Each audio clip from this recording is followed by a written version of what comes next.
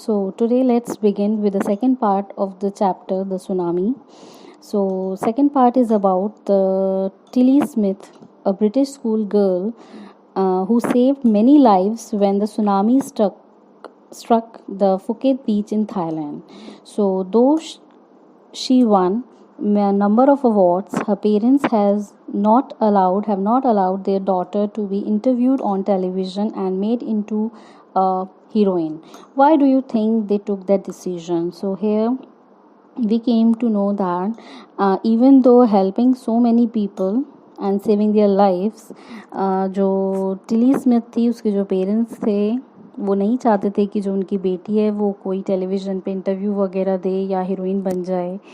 And उसको even though बहुत सारे अवार्ड्स मिले बट फिर भी वो ये सब नहीं चाहते थे. आपको क्या लगता है कि ऐसा उन्होंने क्यों कहा होगा या किया होगा? So let's see the story. The Smith family from the south east England was celebrating Christmas.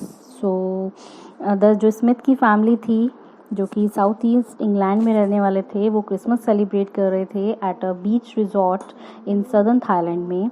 Tilly Smith जो थी वो सिर्फ 10 ईयर्स ओल्ड थी. हर सिस्टर, उसकी जो छोटी बहन थी वो 7 साल की थी. Their parents were Penny and Colin Smith. So उनकी जो मदर थी उसकी उनका नाम पेनी स्मिथ था एंड जो फादर थे उनका नाम कॉलिन स्मिथ था.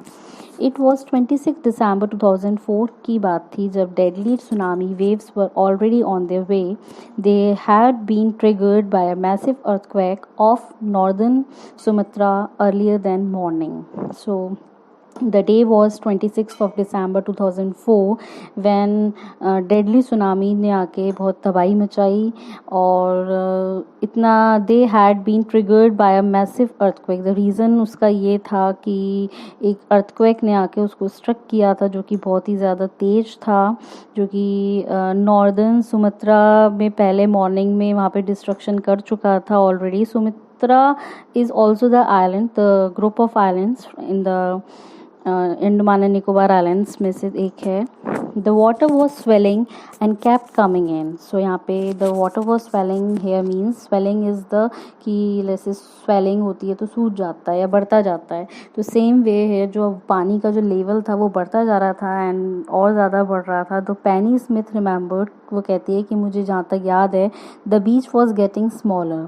और बीच जो था ऐसा लग रहा था कि पानी बढ़ता जा रहा है और जो बीच है जहाँ पे वो लोग थे वो छोटा होता जा रहा है and smaller.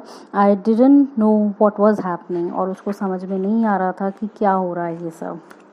But Tilly Smith sensed that something was wrong. Her mind kept going back to a geography lesson she had taken in England just 2 weeks before she flew out to Thailand with her family. लेकिन Tilly Smith जो थी उसको कुछ ना कुछ याद आ रहा था.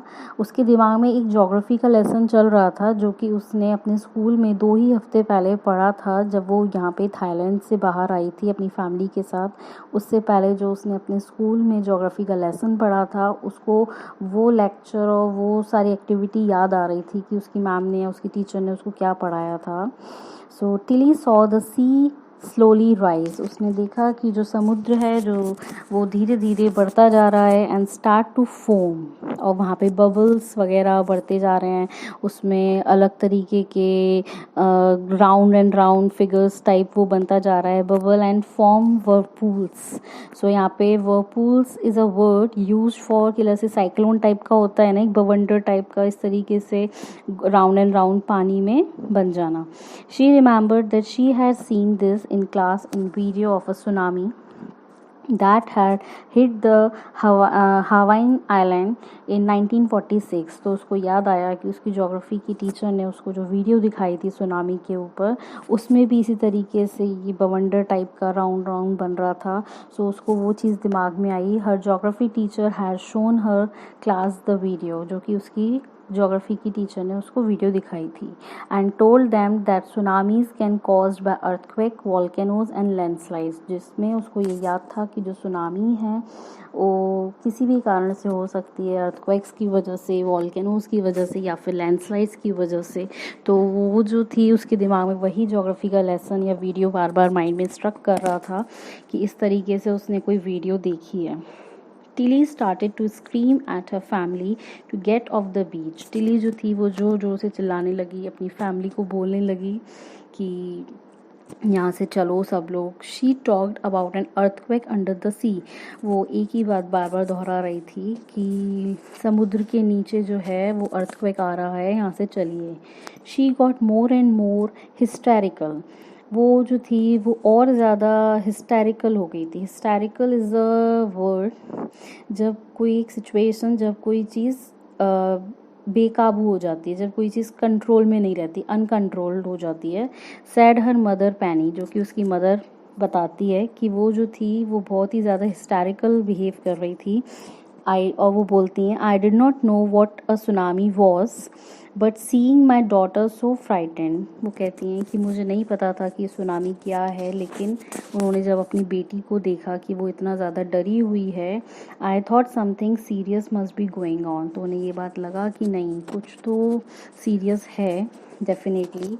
टिलीज parents took her and her sister away from the beach. तो टिली के जो पेरेंट्स थे उन्होंने टिली को और जो उसकी 7 years ओल्ड की छोटी बहन थी उसको, दोनों को लेके वहाँ से चले गए to the swimming pool at the hotel.